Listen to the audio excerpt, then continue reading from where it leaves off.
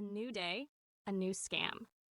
Over the past few days, plenty of other creators in the NHL community have already talked about the insane prices and those so-called unattainable fantasy cards.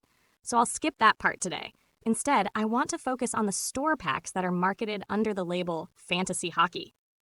At first glance, these packs are designed to make you believe you might pull a fantasy card, or at least that your chances are better than usual. EA even writes, word for word, contains XX player. In every pack, there is a greater chance of a fantasy hockey player. Now, an inexperienced or naive player might think, great, I'll grab one of those 5 available fantasy hockey packs. Here's what they cost. 3,600 points, about 24 euro and 30s. 2,800 points, about 18.90 cents. 1,500 points, about 10 euro and 10 cents. 800 points, about 5 euro 40. And 500 points, about 3 euro 40 cents.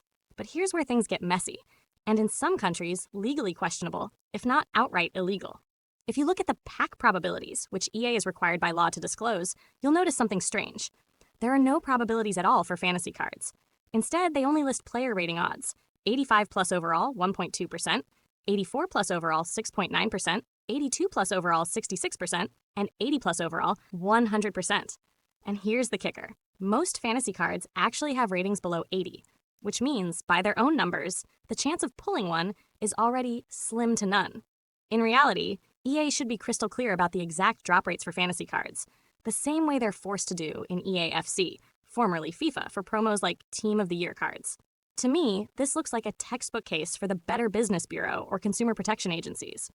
But then again, should we really expect anything else from a company with such a long history of shady practices?